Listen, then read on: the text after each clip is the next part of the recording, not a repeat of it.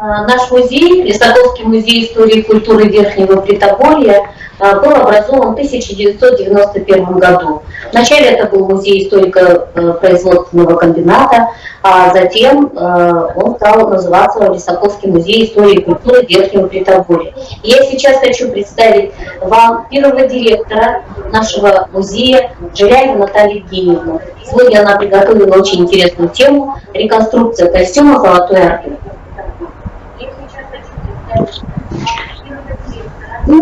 Я, скажем так, не реконструктор, это первый опыт. В прошлом году на предыдущему фестивале предложила сделать реконструкцию костюма «Золотой Орды», в связи с юбилеем «Золотой Орды».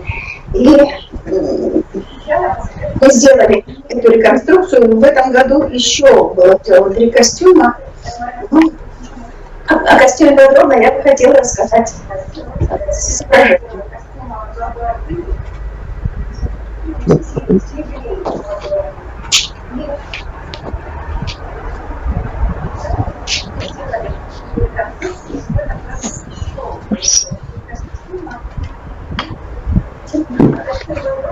Я уже сказала, что это первый опыт, и хотелось бы, чтобы более опытные коллеги-реконструкторы не предъявляли очень много претензий. Этот костюм относится к 13-му, первой половине 14 века. Сделан он был, я руководствовалась археологическими и изобразительными источниками. За отправную точку были приняты реконструкции могильников Тормосин, Маячный бугор и Укек Бальсаратова. Я не опытный реконструктор, я просто немного понимаю в шитье. И вот я хотела бы рассказать, как делался этот костюм. Конечно, было просмотрено очень много литературы, и монгольский костюм времени Золотой Орды – это очень традиционный. Основная одежда плечевая – это запашной халат. Вот здесь вы его видите. Надо сказать, что во время Золотой Орды костюму придавалось очень большое значение, потому что в основном у знати это были очень богатые, дорогие ткани, шелковые, парчевые, китайского производства, византийского, персидского производства.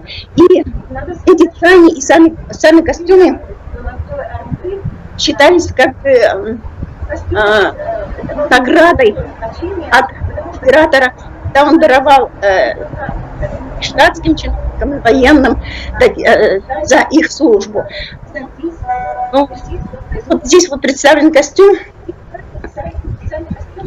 Это костюм с отрезной юбкой. Вообще были и костюмы, халаты цельнокроенные. Здесь отрезная юбка и отделанный тесьмой пояс. Надо сказать, что когда я делала это в прошлом году, я делала пояс скройный отдельно, потому что я нигде не нашла в литературе, что это пояс цельнокроенный с лифом. Ну, в этом году я делала другой костюм, и там я нашла в трудах Волгоградского краеведческого музея, я нашла информацию о том, что вот этой тесьмой или шнуром украшался просто лиф, не отдельно вшитый пояс. Надо сказать, что халаты мужские украшались еще и богатой вышивкой. Ну, здесь вот есть вариант вышивки, вы дальше посмотрите. Халат – это запашная одежда с отрезной юбкой, очень длинные рукава. Надо сказать, что рукава где-то были по длине от одного до другого 220 сантиметров. Такие длинные рукава были. И эти рукава собирались в большие складки около локтей. халат запахивался и на левую сторону, и на правую сторону. Он завязывался на завязки, которые обычно были 3 штуки. Противоположная запаху сторона не зашивалась. Это же были всадники, для удобства эта сторона не зашивалась.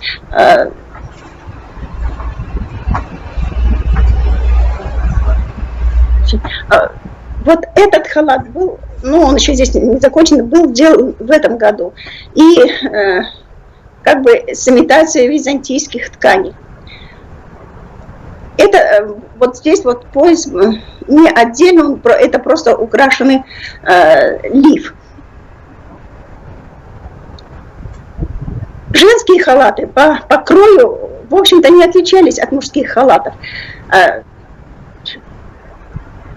Они были просто несколько длиннее. Вот мужские халаты были от колена до середины щиколотки. Женские халаты были обычно длиннее, и они были более тщательно, более красиво украшены. Надо сказать, что в мужских халатах манжет, хотя и бывал, но иногда это был фальш-манжет, просто вот имитация манжета. В женских халатах обязательно был манжет, и обязательно это была другая ткань, обязательно украшалась. Вот здесь представлена выкройка, как это сделано. Плечевого шва нету. Это все по длине делалось полностью. В этом году вот сделана была такая реконструкция. Надо сказать, что был учтен опыт прошлого года и изучены материалы маячного бугора. В общем-то, это сделано по материалам маячного бугора, не очень отступая от того, что там было представлено. А это большой женский халат, который носила замужняя женщина. Обычно это был халат ритуальный, потому что этот халат был очень длинный. Его, скорее всего, когда женщина ходила, его поддерживали внизу служанки, потому что он был длиннее, и он был, как бы волочился по полу. Надо сказать, что очень трудно найти выкройки в интернете. Вот если в прошлом году я нашла выкройку и скроила, мне показалось, что это выкройка на какого-то богатыря или гиганта, потому что очень длинный, мужской халат, очень длинный получался лиф. Я примеряла на мужчину, который выше 180 сантиметров, но лиф получался очень длинный, пришлось отрезать. И вот этот халат тоже очень трудно было определить, потому что выкройка была без размеров, очень трудно было определить размеры выкройки. Потому что на реконструкции графической была показана ширина ткани, пришлось выяснить, ширина ткани была 56 сантиметров, удалось выяснить в целом, какой был ширины халат. Надо сказать, что в районе груди этот халат был объемом 2 метра, вот такой огромный халат. И хотелось бы мне еще немножко сказать о трудностях, с которых я столкнулась, когда я шила это и краила, потому что, я не очень опытный реконструктор, но я немножко понимаю в крое. Дело в том, что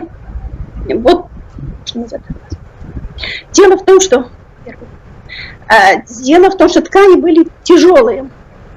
Да, мы тоже использовали довольно тяжелые ткани. А плечи